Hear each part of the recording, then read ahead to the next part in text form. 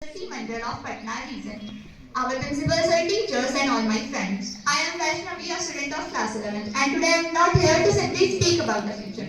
I am here to ask some question what will be leaving behind for it. Because sometimes the most important conversation with our future begins with a simple letter.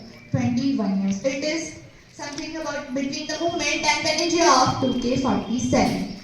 Today I am holding a letter, but it is not from the future, it is for the future. It is a letter to the person I became in 2047 when India completes 100 years of independence. So future me. Right now I am a student studying in classroom, reading about my future and wondering what kind of India will I wake up 21 years from now. Will India be more advanced? Certainly, we are already sending missions into space, developing new technologies, creating digitally and creating opportunities for millions. But progress is not about how advanced our technology. It is about something much simpler, how we treat our people, our environment and our responsibilities. So future me, I have a few questions for you.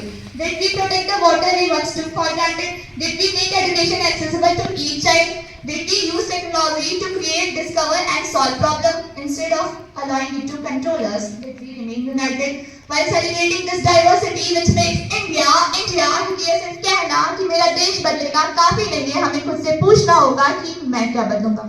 And that is where actually our future begins, not with a date, not with a date, not with a grand celebration, and not even in 2047. It begins in our classroom. In our classroom, in our choices, in our curiosity, in our willingness to learn, to ask questions, and to take responsibilities. So future me, when you open this letter in 2047, I don't want you to remember us as a generation. I don't want you to remember us as a generation who simply had dreams.